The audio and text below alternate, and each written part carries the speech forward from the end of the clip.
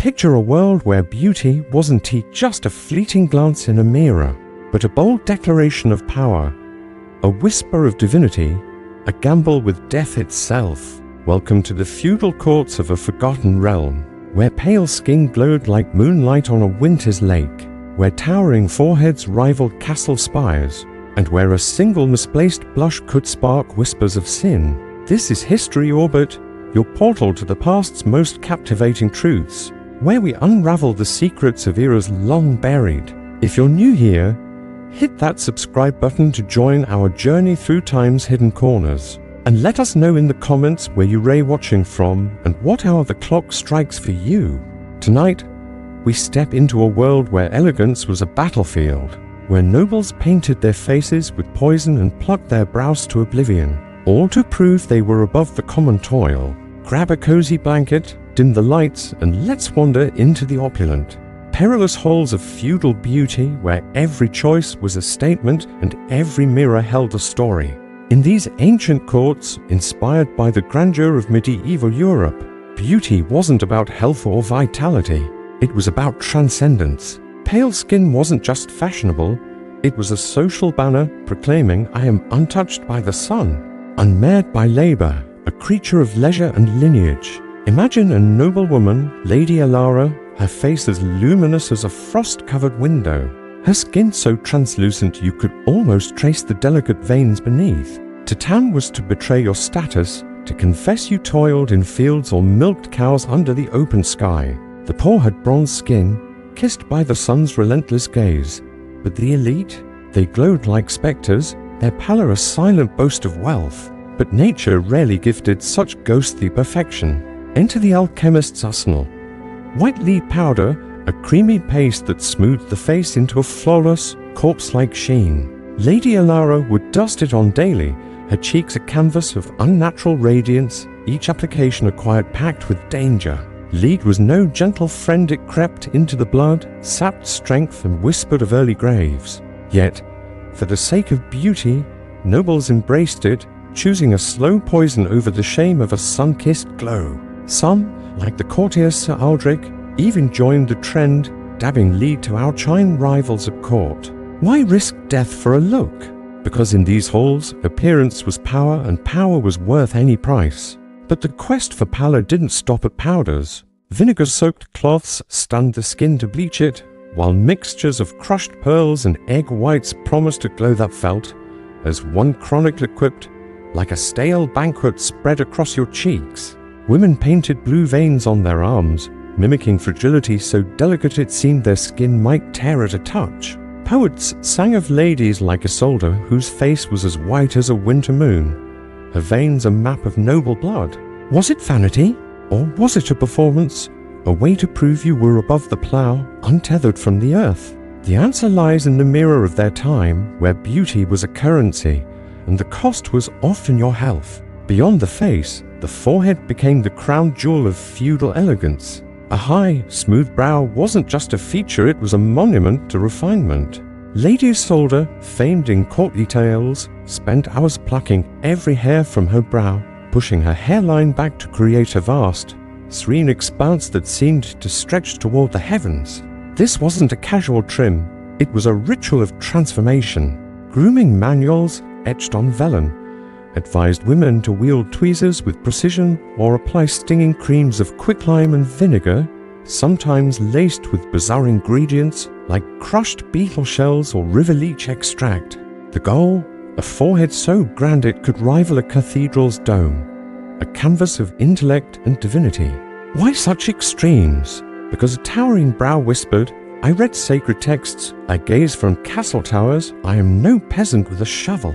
Portraits from these courts show women with foreheads so expansive they could host a tournament, their expressions serene yet otherworldly, as if they'd glimpsed eternity. Fashion amplified this obsession. Tight hoods and veils, woven from silk finer than a spider's thread, pulled hairlines higher, while cone-shaped hats scored spiros in this realm soared skyward, draped with gossamer veils that danced like mist. These weren't mere accessories, they were architectural marvels, framing the face as a temple of grace. Imagine Lady Alara gliding into court, her spirit towering, her forehead gleaming like polished marble, every step a silent claim to superiority. But what of those who couldn't afford such tools? They improvised, drawing higher foreheads with chalk or hiding stray hairs under jeweled bands. A clever sleight of hand that proved even the less wealthy could play the game of elegance. Yet, the face wasn't complete without the eyes, or rather, without the brows that once framed them. In these courts, eyebrows were the enemy of refinement. Seen as unruly weeds cluttering a pristine garden, women like Isolde plucked them into oblivion, leaving smooth, bare skin that gave their faces an almost celestial calm. Some went further, shaving the brow entirely with pumice or caustic pastes that burned as fiercely as their ambition. Why erase such a feature? Because a blank brow made the eyes seem larger, more soulful, as if they held secrets of the divine. Art from the era, painted on wooden panels, shows noble women with faces like alabaster masks, their eyes wide and unadorned, gazing as if lost in prayer. For the bold, like the poetess Lady Maren, a touch of charcoal powder dusted near the lashes added depth, risking irritation for a glimpse of enchantment. Men, too, joined this trend. Sir Aldrich, ever the courtly rival, trimmed his brows to signal refinement, though never as drastically as the women, lest he be mistaken for a monk lost in debate. The effect was striking, a face that seemed to float above mortal concerns, untouched by the chaos of the world below. But beauty wasn't just about subtraction, it demanded a hint of color, a whisper of life. A subtle blush on the cheeks, like the flush of a maiden hearing a bard's verse, was the ideal. Too much, and you risked accusations of vanity or worse, immorality. Lady Alara might dab her cheeks with crushed rose petals or mulberry juice, carefully blending to mimic a natural glow. The wealthy turned to red ochre or even cinnabar, a scarlet pigment as toxic as it was vivid, painting life onto their faces while flirting with death.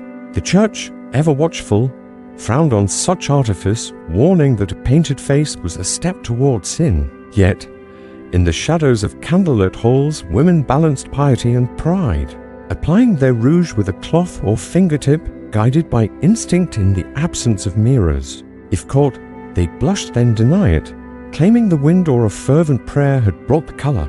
Even nuns, in moments of quiet rebellion, might sneak a touch of beetroot juice on feast days, proving that beauty's allure crossed even cloister walls. Hair, too, was a battlefield of its own. In these feudal courts, golden locks were the pinnacle, a halo of virtue and youth. Lady Maren, whose tresses were said to shimmer like sunlight on a lake, wasn't born blonde but made herself so through hours under the sun. Her hair slathered with saffron, chamomile, or less savory concoctions like ash and urine. Sunbasking, they called it, a ritual where women sat patiently, their hair baking in the light, hoping for a celestial glow. Why such effort? Because blonde hair was a divine endorsement, linked in art to holy figures, a sign you were blessed or at least skilled at alchemy. Unmarried women wore their hair long and loose, a cascade of purity that drew suitors' eyes, while married women hid their locks under veils and nets, signaling modesty and duty. These coverings weren't mere cloth, they were statements, woven with gold threads or studded with pearls, transforming a woman into a walking reliquary. Men, too, prized flowing hair. Sir Aldrich's curls, styled with heated rods, were the envy of knights, a nod to nobility without the sweat of labor. But beauty's demands went beyond the visible. In a world where bathing was a luxury and plague lurked in every shadow, scent was a silent war. Nobles like Alara carried pomanders, small orbs of herbs, cloves, rosemary, sage hung on chains to ward off the stench of crowded halls. Perfumed gloves, scented combs, even hair doused with floral waters became weapons in the fight for elegance. Linen undergarments, washed more often than heavy silks, absorbed sweat, while herbal sachets tucked into sleeves offered fragrant hope. Bathing, when it happened, was a ritual of heated water and rose petals, but for many, dry bathing with cloths and scented spray sufficed. Imagine Lady Maren, her chambers fragrant with lavender, her every movement a calculated dance to mask the realities of a world without plumbing. Yet, beneath the silks and scents, Beauty carried a heavier weight, a moral tightrope that could make or break a noble's fate.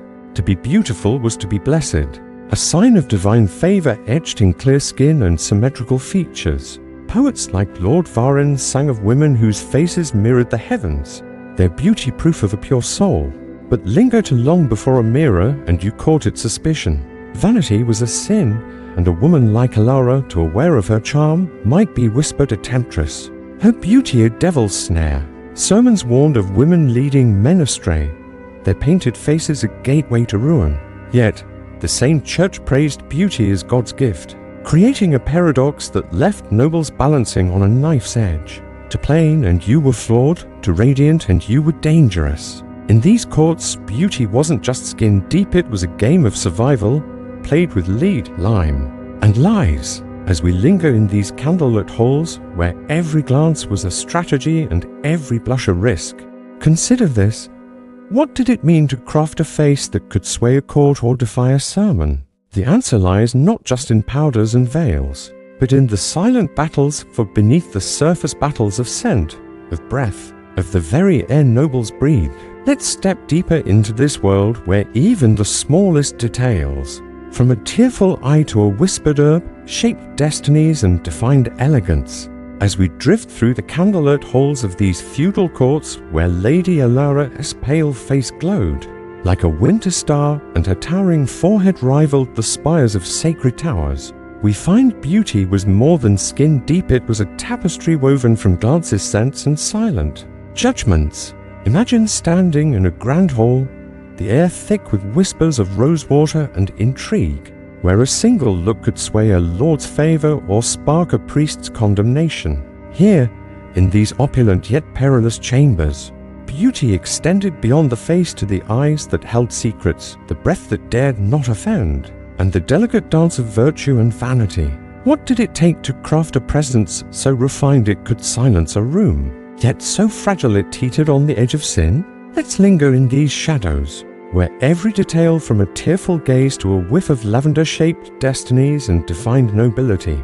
In these courts, the eyes were a woman's quiet power, windows to a soul that poets swore could move mountains or melt hearts. Lady Murren, whose golden locks we glimpsed beneath her jeweled veil, was famed not just for her hair, but for the luminous orbs that seemed to whisper piety and melancholy in equal measure. The ideal eyes were large, clear, and soulful, as if they'd witnessed divine truths and carried the weight of silent prayers. In the northern realms of this land, inspired by the cold beauty of medieval Europe, blue or grey eyes were prized, seen as mirrors of innocence, untouched by the world's darker truths. In the warmer southern courts, darker eyes held sway, especially when paired with a lineage rich enough to rival a king's coffers. But nature alone wasn't enough. Enhancing the eyes was a delicate art, for too much adornment risked accusations of immodesty. Lady Alara, ever cautious, might dust a faint trace of charcoal soot around her lashes, applied with a trembling finger in the dim glow of a single candle. The effect was subtle, widening her gaze to mimic the wide-eyed innocence of a saint in a painted icon. Yet, this came with risks, irritation, blurred vision, or the accidental birth of what we might now call a smoky eye, a look that could draw gasps of admiration or whispers of scandal. Most women relied on simpler tricks, standing near a flickering flame to catch its light, or gazing downward in feigned humility, letting shadows sculpt their features into ethereal grace.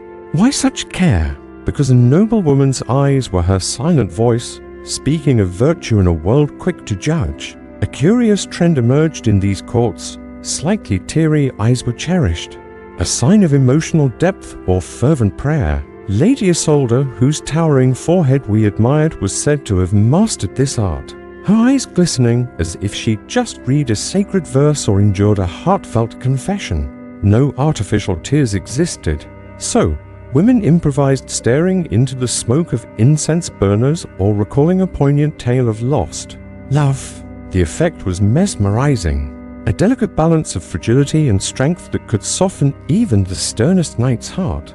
But eye contact was a dance of its own. To bold a glance, and you were deemed flirtatious, perhaps even dangerously alluring. Too little, and you risked seeming secretive or untrustworthy. Lady Mern perfected the art, her eyes lifting briefly from beneath lowered lids, a fleeting connection that hinted at wisdom without boasting. It was a look that said, "I am devout, yet I see the world's truths." In these halls, where every gesture was scrutinized, the eyes were a battlefield where nobility fought to prove their worth without a word. Beyond the eyes, the breath that passed a noble's lips carried its own weight.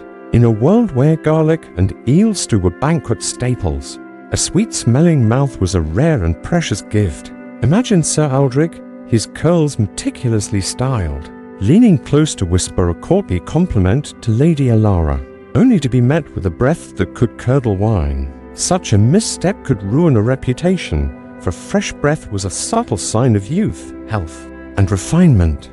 To counter this, nobles turned to nature's remedies. Lady Isolde chewed parsley or fennel seeds, their sharp tang masking the day's meals, while wealthier courtiers like Alara favored cloves or cinnamon sticks, costly imports that doubled as status symbols. Some carried small twigs, fibrous and fragrant, to scrub their teeth and freshen their breath, a precursor to the modern chew stick that doubled as a fidget toy during endless courtly recitals. Apothecaries offered herbal paste, sage, vinegar, myrrh applied sparingly, for such luxuries were as rare as a clear summer day. These rinses were dabbed with a cloth, a ritual performed in private, for opening one's mouth to wide in public was as unseemly as shouting in a chapel. Yet, even with these efforts, bad breath was a universal truth, tolerated as long as it wasn't too egregious. After all, in a world where surviving winter was a triumph, a slightly sour breath was hardly a scandal. Teeth, however, were a more guarded secret. In these feudal courts, a smile was a rare and cautious gesture, not the beaming grin of today's portraits, but a demure curve of the lips, hinting at joy without revealing too much. Why such restraint? Because dental hygiene was a dream deferred, a hope whispered in the face of bread-heavy diets and meat-soaked feasts. Tooth decay was rampant, and by age 30, most nobles' teeth were a patchwork of stains and gaps. Lady Mern, ever the poetess, was said to smile with lips closed, her expression a study in quiet grace, as if contemplating a sonnet rather than hiding a crumbling molar. To combat this, some turned to abrasive powdered sage, salt, or ground coral rubbed onto teeth with a cloth, a process as harsh as it sounds. These methods whitened faintly, but often wore down enamel, trading one flaw for another.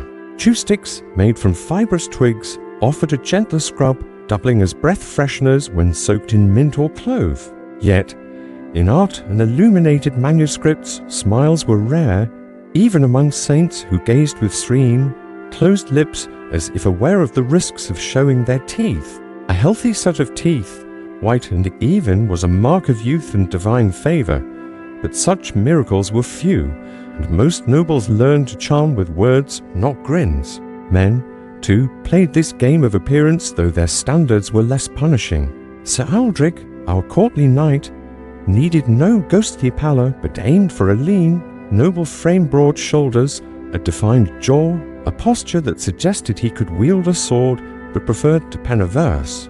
Muscularity was suspect, a sign of labor, so he cultivated a look of effortless strength, his tunic cinched to hint at a warrior's build without the bulk of a blacksmith. His hair, shoulder length and curled with heated rods, was a point of pride, a nod to the romantic knights of courtly tales. Beards were a choice, not a mandate. Some men, like Lord Varin, kept theirs neatly trimmed, a sign of refinement, while others shaved clean to mimic the smooth-faced heroes of sacred art. Grooming was intentional, from herbal rinses that added shine to their locks to subtle powders that softened the skin's imperfections. Sir Aldrich's presence was calculated, his every step a performance of nobility, as if to say, I am born to rule, not to toil. Yet, even for men, beauty was a balancing act. Too much effort, and you risked ridicule; too little, and you faded into the crowd. Scent remained the invisible thread tying these efforts together. In a world where bathing was a luxury, reserved for feast days or moments of wealth, nobles like Alara and Aldrich waged a silent war against the odors of crowded halls and heavy woolen garments. Pomanders, those herb-filled orbs, were a noble shield, hung from belts or pinned to sleeves, releasing bursts of clove and rosemary with every movement. Perfumed gloves, scented with lavender or amber, were a favorite of Lady Isolde, who waved them delicately to mask the air's less savory notes. Hair, too, was a canvas for fragrance. Alara's golden locks were rinsed with floral waters, leaving a trail of rose or violet as she passed. Linen undergarments, washed more often than outer silks, absorbed sweat, while herbal sachets tucked into sleeves or bodices offered a faint hope of freshness. Bathing, when it occurred, was a ritual of steaming water and petals, but for most, dry bathing, wiping the skin with scented cloths, was the norm. Some, like Lady Myrn, went further, scattering flower petals in their shoes or bedding, ensuring even their dreams carried the scent of a garden. These efforts weren't just practical, they were a statement, a way to rise above the chaos of a world where hygiene was a fleeting dream. Yet, beauty's greatest challenge wasn't the body, it was the soul. In these courts, every choice was weighed on a moral scale, where a flawless face could be a divine gift or a devil's trap. Lady Alara, with a pale skin and soulful eyes, was praised as a vision of virtue, her beauty proof of God's favor. Poets like Lord Byron wrote odes to her, comparing her to sacred statues, her every feature a testament to purity. But the church loomed large, its sermons warning that beauty was a double-edged sword. Vanity was a sin, and a woman who lingered too long before her mirror risked accusations of pride or worse, seduction. Lady Isolde, with her subtle blush, walked this line, her every gesture calculated to avoid the label of temptress. The church's gaze was unrelenting. Beauty could inspire, but it could also corrupt, leading men astray like a siren song. Some priests even whispered that a painted face was a sorceress's mask, a glamour to deceive the righteous. Men weren't immune to these judgments. Sir Aldrich's polished curls and scented gloves drew raised brows from clerics, who saw excess in every flourish. Yet, beauty was also a shield. A noblewoman's clear skin and graceful bearing could sway a lord's decision, or secure a marriage alliance, while a knight's refined appearance could win favor in a king's council. The paradox was maddening. To be beautiful was to be blessed, but to revel in it was to court damnation. In these courts, every mirror was a battlefield, every glance a test of virtue. As we linger in these fragrant halls, where Lady Alara's eyes sparkled with unspoken truths and Sir Aldrich's scent masked the weight of his ambitions, we see beauty as more than a surface. It was a weapon, a prayer, a risk. But what happens when the stakes rise beyond the court? When beauty gives way to power forged not in mirrors but in steel? Picture a distant empire where warriors clad in silk and scale marched as one, their presence a promise of eternal dominion. Let us step from these gilded chambers into a world where discipline and fear crafted a legend that echoed across centuries, a tale of guardians who seemed to defy death itself.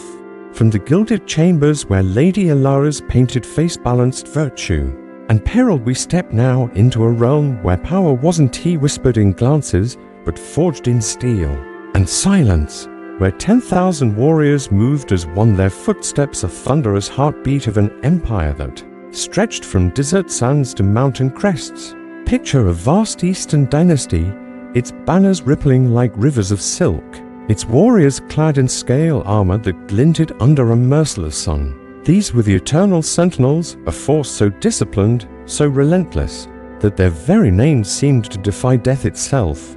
In the courts of feudal lords, beauty was a battlefield of mirrors and morals, but here, in this sprawling empire inspired by the ancient Achaemenid realm, power was a machine, oiled by loyalty and driven by fear. What did it mean to be a warrior who could not falter, whose every step was a promise of eternity? Let's walk among these sentinels, whose legend was carved not just in battle, but in the minds of those who dared oppose them. In the dawn of this empire, under the reign of Kyrus the Wise, a visionary king who united tribes into a dominion that touched the seas, the sentinels were born. Kyrus understood that an empire needed more than gold or governors, it needed a symbol. A force that could silence rebellion with a glance and inspire awe in distant lands. Thus, he forged the Sentinels, a cadre of 10,000 men, chosen not from common ranks but from noble bloodlines. Their loyalty is unyielding as the stone of the royal citadel. The number was no accident. 10,000, always 10,000, a figure that never wavered, even as men fell to swords. Sickness or time. When one sentinel perished, another stepped into his place, seamless as a shadow filling a void. This wasn't mere logistics, it was a psychological masterpiece. A message to foes that this force could not be diminished, could not be broken, could not die. The chronicler Arrian, whose scrolls echo the tales of Herodotus, wrote that the Sentinels seemed immortal, not because they lived forever, but because their ranks never shrank, their presence never faded. To face them was to face a tide that knew no ebb, a storm that never paused. Their appearance was as calculated as their formation. Imagine a line of sentinels marching across a dusty plain, their embroidered tunics of crimson and purple catching the light, their scale armor shimmering like the scales of a dragon. Unlike the heavy bronze of rival warriors, their armor was light, flexible, designed for speed as much as strength. Each man carried a wicker shield, woven tight yet deceptively fragile, capable of turning arrows and absorbing blows. Their spears were short, built for close combat, while quivers of arrows hung at their waists, paired with curved blades that gleamed like crescent moons. Most striking was their headdress's soft felt cap, called a tiara in this realm, sometimes pulled low to mask their faces, rendering them not individuals but a single, unstoppable force. Where other armies roared with personal valor, the Sentinels moved in silence, their synchronized steps a quiet terror that spoke louder than any battle cry. To see them was to witness the Empire itself, clad in silk and steel, advancing with the precision of a machine. Their training was a crucible, forged in childhood and tempered by discipline that bordered on the divine. Boys of noble houses, like young Taran, son of a loyal governor, were plucked from their families and sent to military camps near the royal city of Shalizar, a glittering capital inspired by Persepolis. There, they learned not just to fight but to embody the Empire's will. Archery on horseback, endurance through hunger, marching in lockstep under a blistering sun, these were the rites of their youth. Loyalty to Kyrus and later to his successors was absolute, drilled into their bones through years of silent drills and communal meals. Individual glory was forbidden, a sentinel who sought fame was corrected, for the formation was sacred, unity above all. Arrian tells of a boy who faltered, hesitating to strike in a training bout, only to vanish from the ranks, replaced before dawn. The Empire didn't mourn it, moved forward, always forward, its numbers eternal. Life as a sentinel was both honor and chain. They lived in barracks provided by the state, their food simple yet calculated flatbread, dates, meat and wine enough to sustain but never indulge. Luxury was the enemy. The Empire needed warriors, not pampered lords. When not on campaign, they guarded the king's palace, their eyes scanning for treason in every shadowed corner. Taran, now a seasoned sentinel, stood watch during feasts, his tiara low, his spear steady, his presence a warning to ambitious nobles. Their role extended beyond the battlefield. They were the king's eyes, ears and blades, quelling dissent with a glance. Yet, they were not cut off from life entirely. Sentinels could marry, raise families, but duty trumped all. A summons could pull Taran from his wife's side in an instant, no questions permitted. To hesitate was to be replaced, for the number must always be 10,000, no gaps, no delays. Under Darian the organizer, who rose to power through cunning and steel, the Sentinels became more than a guard, they became the Empire's spine. Darian, inspired by Darius the Great, reshaped their role, weaving them into the fabric of his rule. He paraded them at festivals, their crimson tunics a vivid contrast to the white stone of Shalizar's palaces. He sent them to distant provinces, from the sands of Kemara to the rivers of Indara, their presence a reminder of the king's reach. In battle, they were no longer just infantry, but a cog in a vast machine, fighting alongside archers, cavalry and chariots. Arrian describes their tactics: volleys of arrows launched in eerie unison, wicker shields advancing like a wall, never breaking, never faltering. When rebellion sparked in far-off lands, the Sentinels were the first to march. Their rival a message, the empire sees, the empire endures. Their reputation grew darker under Darien, not just warriors but enforcers of fear. Their silence more terrifying than any war cry. Carvings on Shalizar's walls, like those at Persepolis, show them in endless rows, identical, eternal, a propaganda of permanence etched in stone. But their legend was tested in the reign of Zirith the Bold, a king whose ambition rivaled the sun itself. In a campaign to conquer the western tribes inspired by Xerxes' Greek invasion, Zirith led an army vast enough to darken the horizon, with the Sentinels as his vanguard. At the narrow gorge, a choke point between cliffs, they faced a small but defiant force led by King Leontes, a warrior king whose men fought with interlocking shields and long spears. The Sentinels, expecting a swift victory, found their bows useless in the tight pass, their short spears outmatched by Leontes' lances. For hours they clashed, the Sentinels' discipline meeting the tribe's ferocity. Arian notes with a hint of glee that they bled, they died. Their immortality cracked under the weight of defiance. Yet they adapted, regrouped, and marched again, their losses hidden by the Empire's relentless machine. The defeat was a wound, but their myth endured. For immortality was not invincibility, it was persistence. The Sentinels' true power lay not in their swords but in their system, a bureaucracy of blood and steel.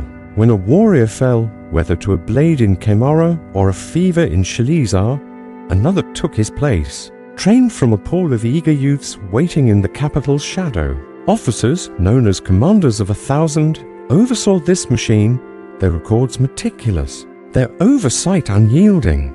Terran's brother, young Valther, trained in the reserves, ready to step into the ranks at a moment's notice. Supplies flowed with outpost spears sharpened, armor mended, rations distributed with cold precision. This wasn't just an army, it was a living organism, regenerating endlessly, its heart beating in Shalizar's halls. To kill a sentinel was futile. Another would rise, his tiara low, his spear steady, as if nothing had changed. This system was the Empire's genius, a hydra of discipline that made defeat seem impossible.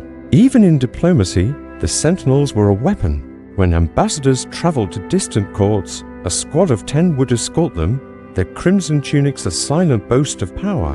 In rebellious provinces, their presence alone quelled dissent, their silent march a warning no governor could ignore. At royal feasts, they stood as ceremonial guards, but their eyes missed nothing, sniffing out treason in a noble's glance. Some whispered they were more than warriors and intelligence, network, loyal only to the king. Their dual role as both blade and symbol made them unique, a force that fought wars without drawing blood, their mere existence a negotiation of fear and awe. But empires age, and so do their legends. By the reign of Artax the Indulgent, the Sentinels' machine began to rust. Favoritism crept into their ranks, noble sons chosen for wealth rather than skill. At the Battle of Starfall Plains, facing a young conqueror named Alexandros, inspired by Alexander the Great, the Sentinels faltered, outmaneuvered by swift cavalry and disciplined phalanxes. They fought bravely, but broke under pressure, their replacements too slow to maintain the myth. When Alexandros stormed Shalizar, the Sentinels were absent, their eternal line severed. Yet, their shadow lingered.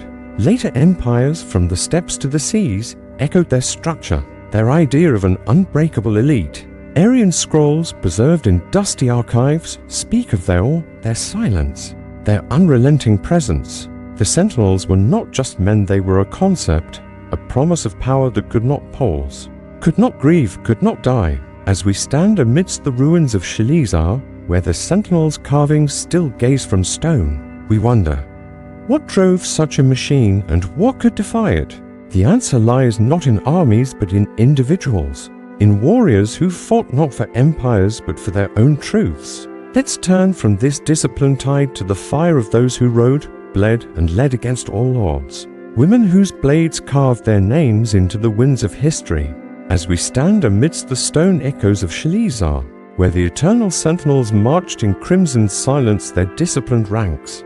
A testament to an empire's unyielding, will we turn now to a different kind of power, one not forged, in uniformity but in the fierce individuality of women who wielded blades and bows who rode into battle with hearts as unbreakable as the mountains. In the vast steppes, the shadowed courts of a West African realm, and the war-torn islands of a distant archipelago, these warriors defied the chains of their time, carving their names into history's winds with blood and courage. What drove a woman to take up a spear, to lead men into the chaos of war, to stand unbowed against empires? Let's ride with these defiant blades whose stories, drawn from the dust of ancient chronicles, prove that valor knows no gender and legends are born from those who dare. Across the endless grasslands of the Great Steppe, a land of wind and hoofbeats inspired by the Scythian realms, women did not sit by hearths weaving tales. They rode, they hunted, they killed. Here, among the nomadic tribes of the Veltari, a warrior named Silvara was not an exception but a cornerstone of her people's strength. Unlike the silk-clad sentinels, the Veltari lived for mobility, their lives bound to horses and the open sky. Girls like Silvara learned archery before they could weave, their small hands drawing bows as naturally as they drew breath.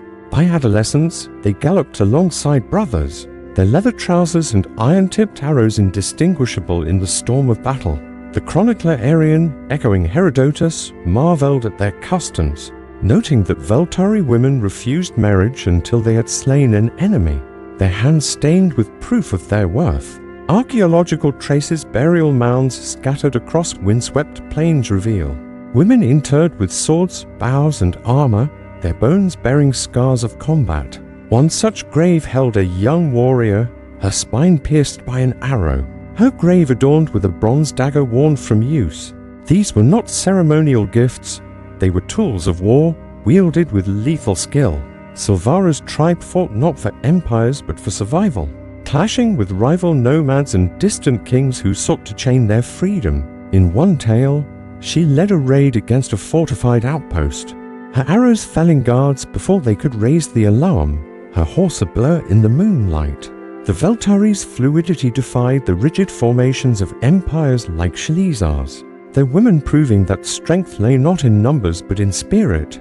Their tattoos, swirling patterns of beasts and stars, marked them as warriors, their hair cropped short for battle, their voices rising in war cries that chilled the bravest foes. Why did they fight? To protect their herds, their kin, their way of life, a life where gender bent under the weight of necessity, and a woman's bow was as feared as any man's. Far to the south, in a West African kingdom called Samara, inspired by the Dahomey realm, another kind of warrior rose, their Hosi guardians, an elite force of women who served as the king's blade and shield.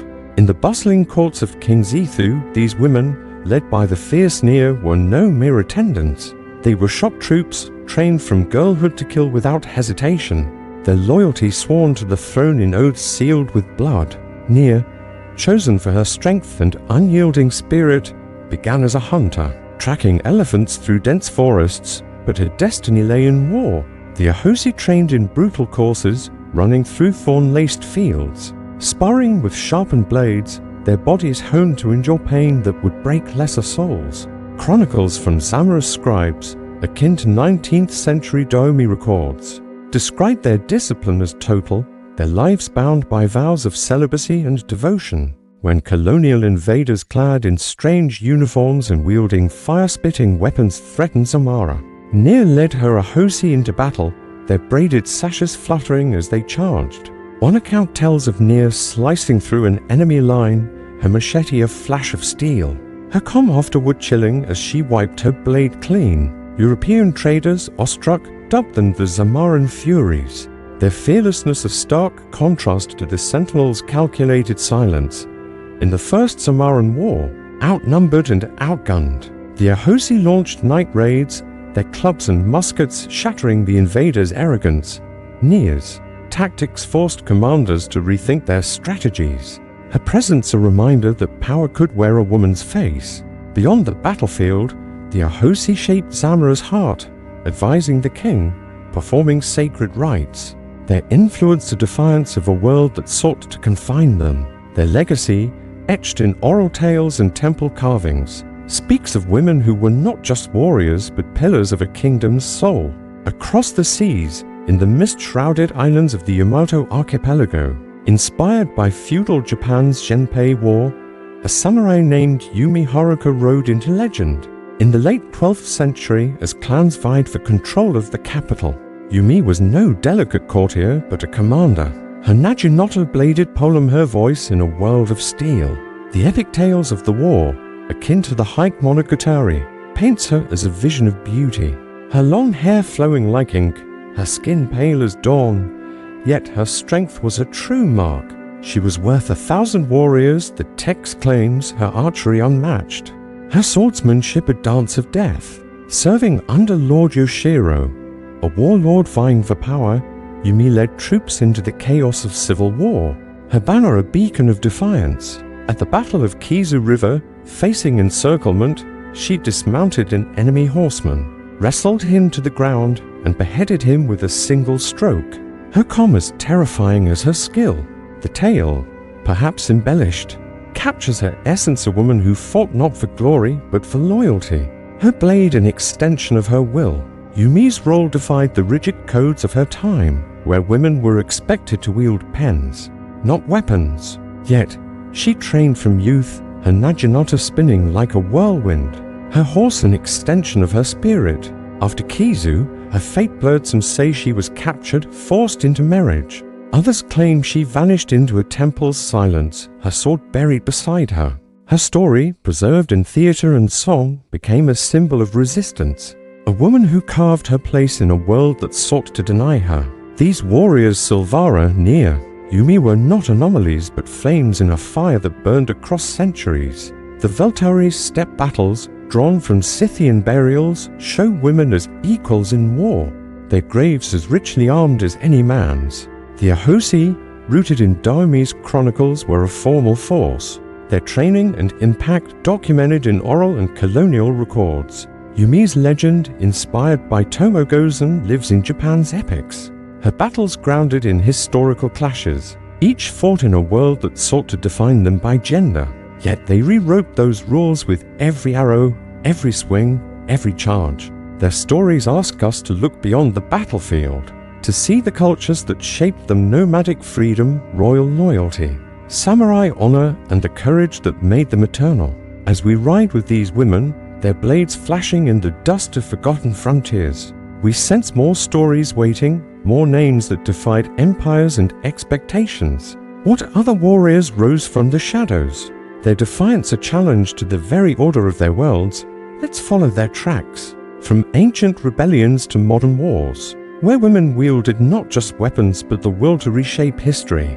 As we ride the winds of history with Silvara's arrows piercing the steppe's dusk, Nier's machete flashing in Zamra's jungles, and Yumi Haruka's Naginata carving through the mists of Yamato, we find that the fire of defiance burned not just in their hands but in the hearts of countless women across time, women who stood against empires, traditions, and the weight of fate itself. Their blades were not just steel but symbols, their battles not just for victory but for a place in a world that sought to silence them. From the misty shores of ancient Albion to the frostbitten fronts of a modern war, these warriors Zeloan Lunara Elara of the fields, Soki Nakamura, Natalia Petrova, and others less sung wrote their names in blood and courage, each story a spark that lit the path. For those who followed, what drove them to rise, to fight, to lead when the world demanded they kneel?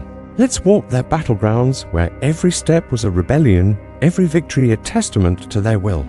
In the rugged hills of Albion, a land of ancient tribes inspired by Roman Britain, a warrior named Eloan led a revolt that shook an empire's foundations. Born to the Akari tribe, Eloan was no queen by birth, but a mother and leader by necessity. Her fiery hair a banner against the ironclad invaders who swept through her lands. The chronicler Taranis, echoing Tacitus, writes of her outrage when foreign legions plundered her people, taxed their harvests, and enslaved their kin.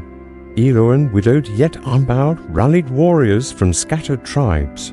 Her chariot a whirlwind of wooden wheels and iron blades. At the Battle of Veron's plain, she led thousands, her voice rising above the clash of spears, urging her people to fight for their children's future. Her daughters, riding beside her, wielded bows with deadly precision, their courage a mirror of their mother's. Taranis describes Eloan's charge, her chariot cutting through enemy lines like a storm through a forest, her warriors smashing the invaders' ranks. When defeat loomed, she chose poison over capture, her final act a defiance of servitude.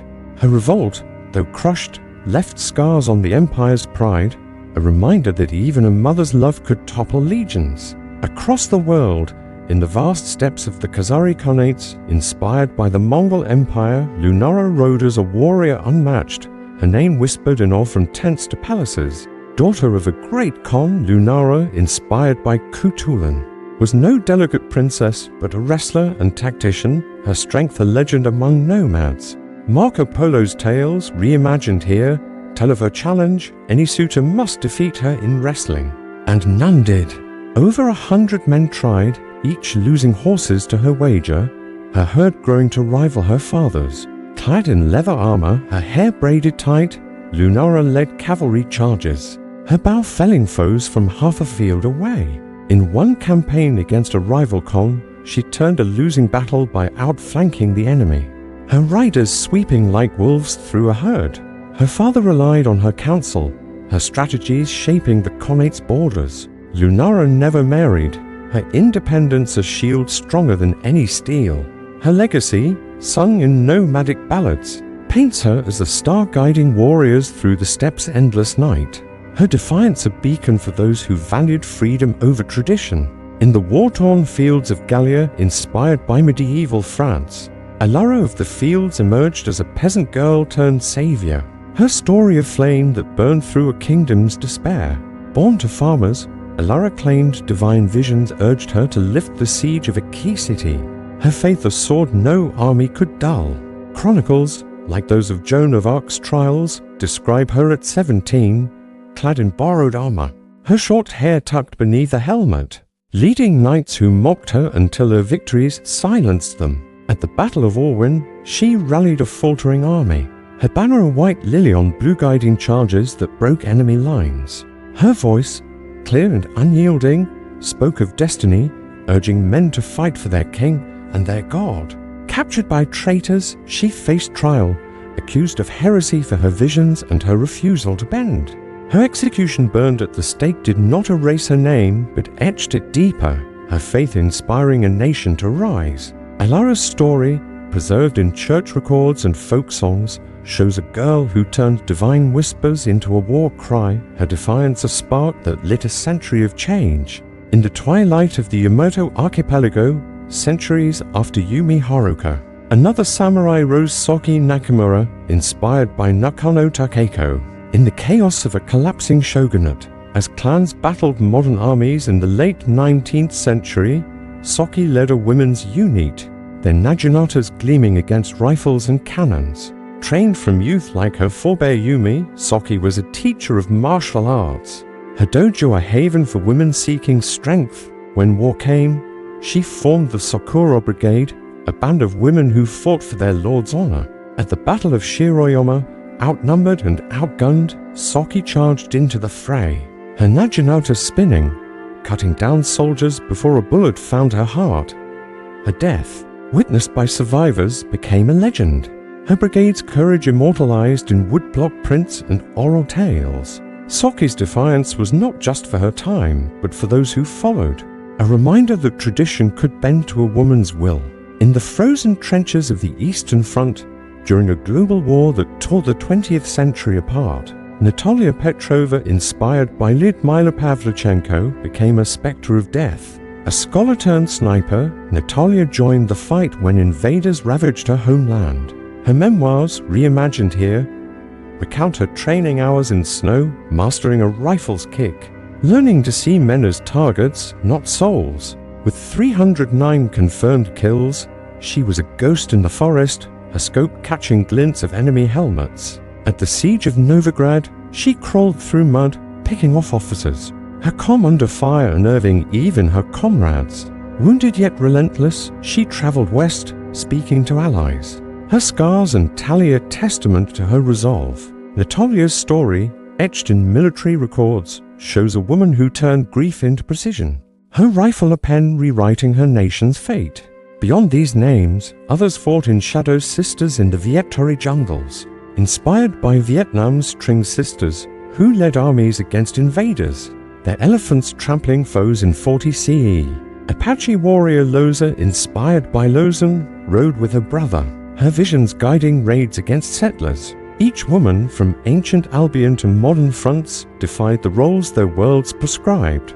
Their weapons chariots, bows, naginators, rifles a challenge to time itself, their stories, drawn from chronicles, burials, and oral tales, ask us to see courage not as a man's domain, but as a human one. Their legacies are thread weaving through history's tapestry. As we honor these warriors, their battles echoing in our minds, we hear another sound, a distant melody, the hum of lyres, drums, and flutes that carried their culture's souls. Let's follow that music from ancient rivers to sacred groves where instruments sang of life, war, and eternity, as we stand on the battle-scarred fields, where Eloan's chariot roared through Albion's mists, Lunara's bow sang across Khazari steppes, and Natalia Petrova's rifle whispered death in frozen trenches. We hear a subtler sound, a melody that wove through their worlds, carrying the heartbeat of their people beyond the clash of steel. Music was no mere backdrop in these ancient realms, it was a language of gods, a pulse of war, a thread binding the living to the eternal. From the sunlit temples of Yurikish to the shadowed jungles of Myatla, instruments sang of joy, sorrow, and the divine, their notes echoing the courage of warriors, the elegance of nobles, and the discipline of empires. What power did a lyre-s hum or a drum-s beat hold to shape a civilization-s soul? Let's wander through these ancient soundscapes where strings, pipes, and rhythms told stories as vivid as any blade. In the ancient city of Yurikish, a bustling hub inspired by Sumerian Mesopotamia, the lyre was a sacred voice, its strings resonating with the divine will. Crafted from polished cedar, adorned with bull-headed carvings and gold inlays, the lyre was a treasure, its frame gleaming in the torchlight of royal halls.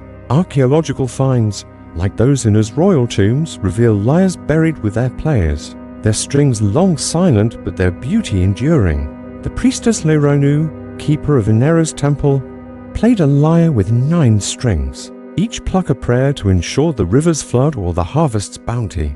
Cuneiform tablets, etched with hymns, describe lyres accompanying tales of creation, their melodies a bridge between earth and sky. At banquets, Leronu's music softened the hearts of feuding lords, her notes a delicate diplomacy where words failed.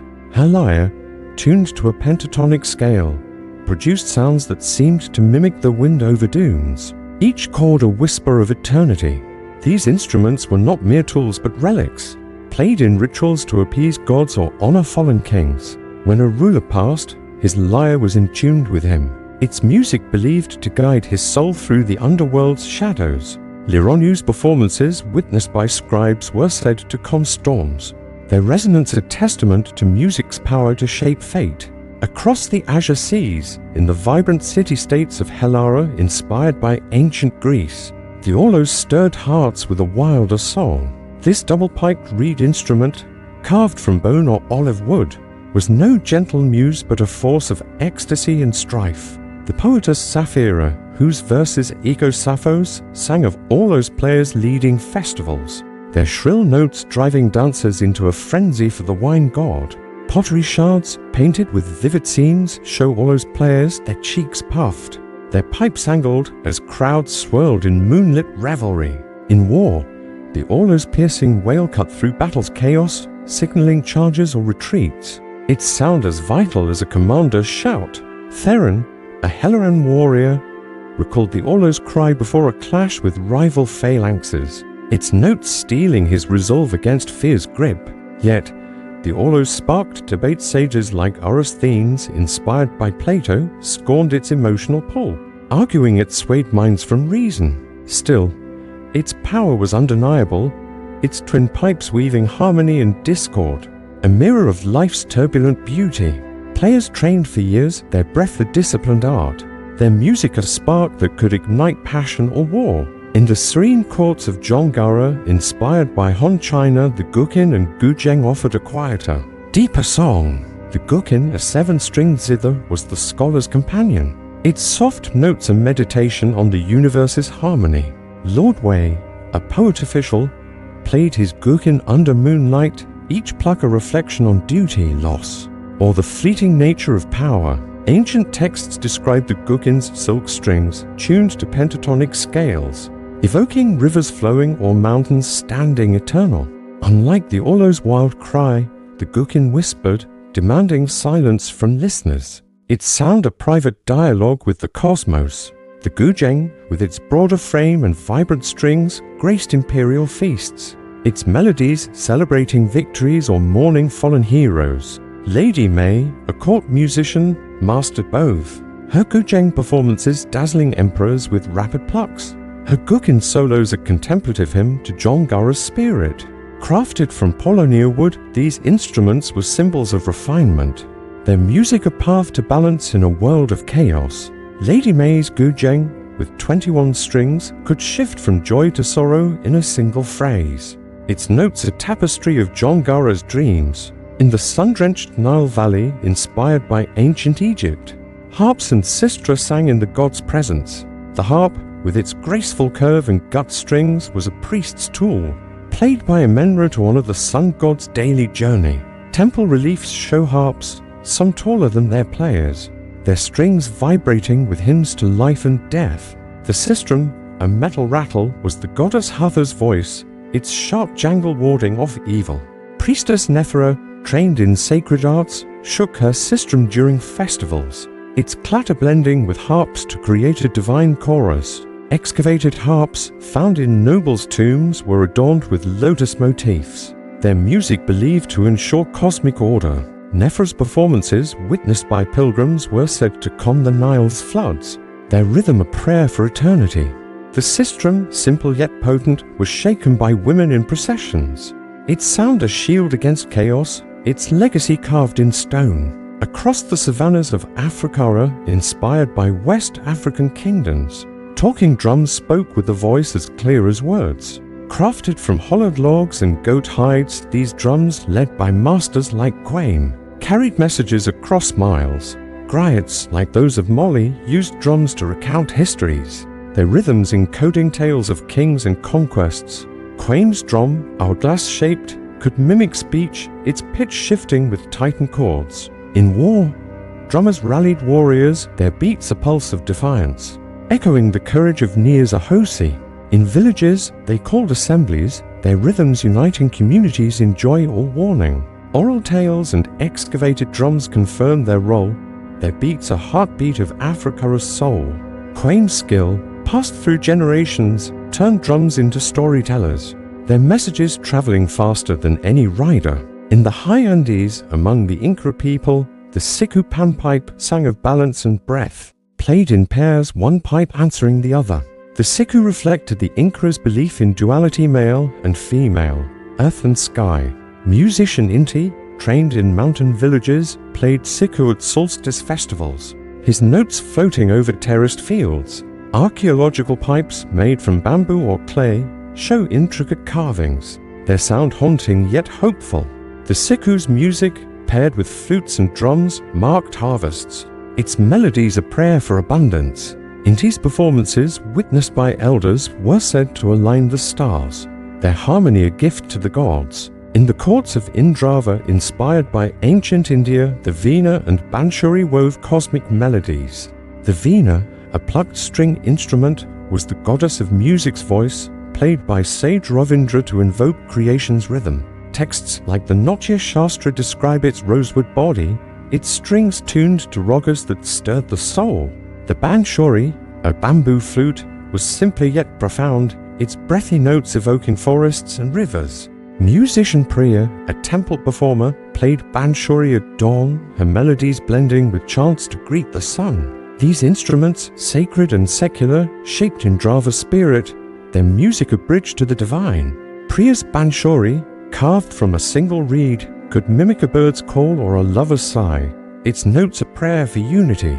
In the jungles of Mayatla, inspired by Mesoamerica, the Huaytl and Tepinatli drums pulsed with sacrificial fervor. The Huaytl, a tall drum, and Tepinatli, A slid drum were carved from sacred trees, their beats guiding rituals. Priests played them during offerings, their rhythms echoing across pyramids, believed to feed the gods. Excavated drums, adorned with jaguar carvings, confirmed their role in war and worship. Xochitl's beats, deep and resonant, were Mayatla's heartbeat, uniting warriors and priests in a dance with eternity.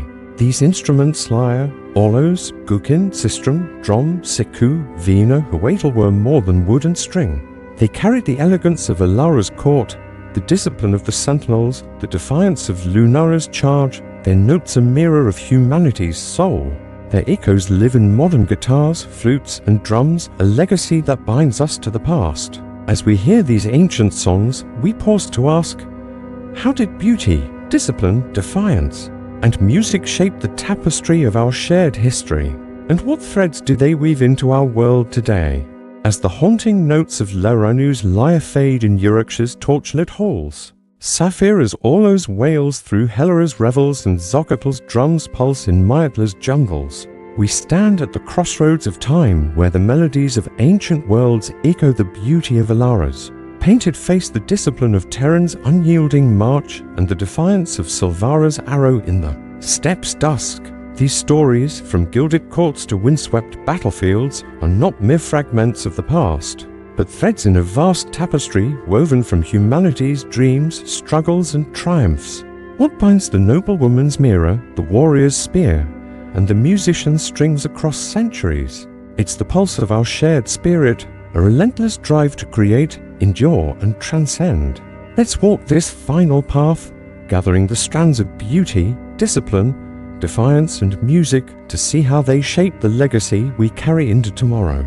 In the feudal courts where Lady Alara dusted her face with lead to glow like moonlight, beauty was more than vanity, it was a declaration of identity, a claim to power in a world quick to judge. Her pale skin, high forehead, and veiled hair, inspired by medieval Europe's ideals, were not just adornments but armor, shielding her from the sun's labor and the church's scrutiny. Yet, beneath the powder and veils, she walked a tightrope, balancing divine favor against accusations of sin. Her mirror, a rare treasure, reflected not just her face, but her place in a society where appearance could sway a lord or spark a sermon. This pursuit of beauty, seen in the rose-water scents of Lady Murren or the curled locks of Sir Aldrich, was a universal language spoken in every culture we've explored. In Jongara's courts, Lady May's gujeng played notes as refined as Alara's painted cheeks, each pluck a testament to grace under pressure. In Africara, Quain's drums carried the same pride, their rhythms a badge of identity as vivid as any noble's veil. Beauty, then, was not skin-deep but soul-deep, a way to assert one's place in a chaotic world, whether through a noblewoman's blush or a musician's melody.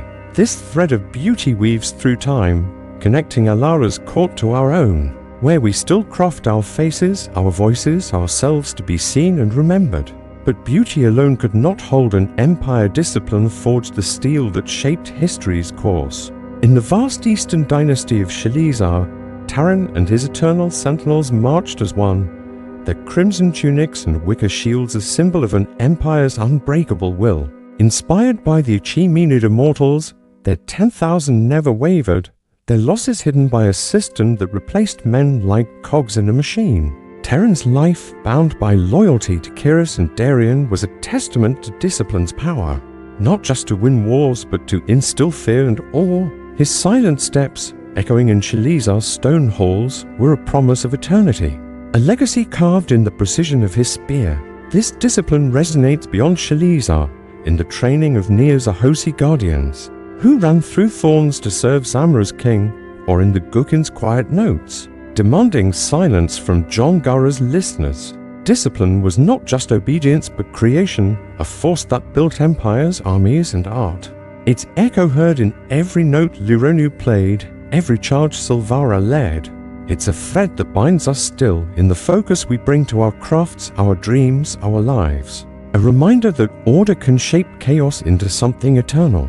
Yet, where discipline built empires, defiance broke them, rewriting history with every act of courage. Silvara's arrows, Nia's machete, Yumi Haruka's naginata, Eloan's chariot, Lunara's wrestle, Alara of the field's banner, Soki Nekomura's charge, and Natalia Petrova's rifle. These were not just weapons but voices, shouting against the tides of their time. Inspired by Scythians, Dahomey Amazons, samurai, and modern snipers, these women defied the roles their worlds prescribed, proving valor knows no gender. Silvara's Kill You Merry rite, rooted in Herodotus' tales, was a claim to equality in a nomadic world. Nia's night raids, drawn from Dahomey chronicles, challenged invaders who underestimated her.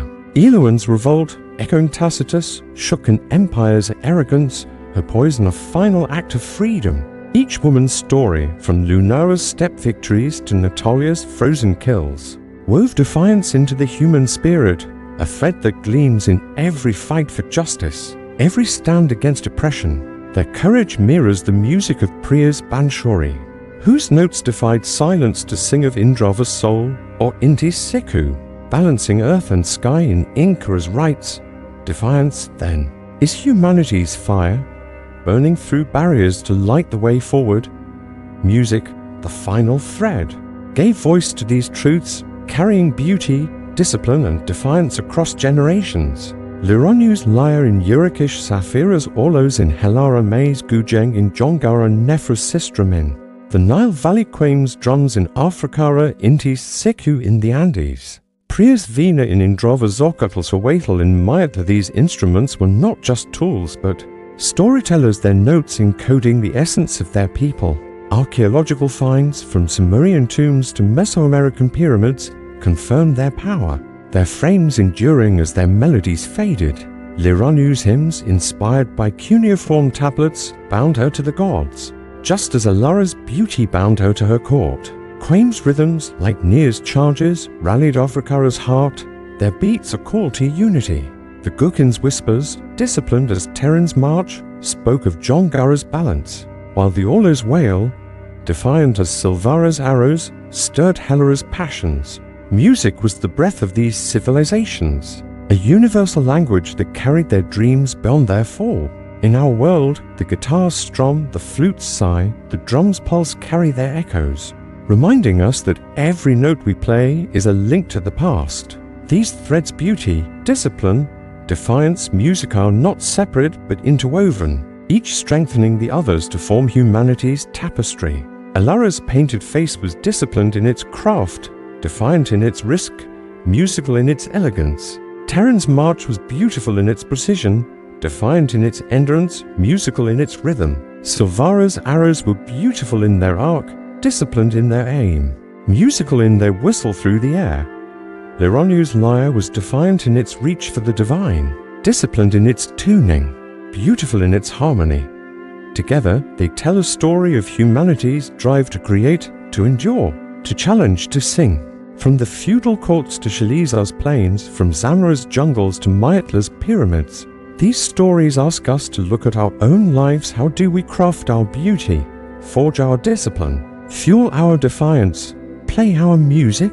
The past is not a distant land but a mirror, reflecting our own struggles and dreams. As we close this journey through history orbit, we invite you to carry these threads forward, to see them in the art you create, the challenges you face, the songs you sing. Subscribe to join us again as we uncover more hidden stories, from forgotten heroes to ancient crafts waiting to inspire you.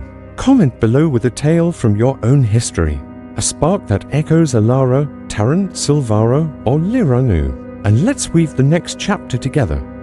What other secrets lie buried in time's embrace, ready to light our way?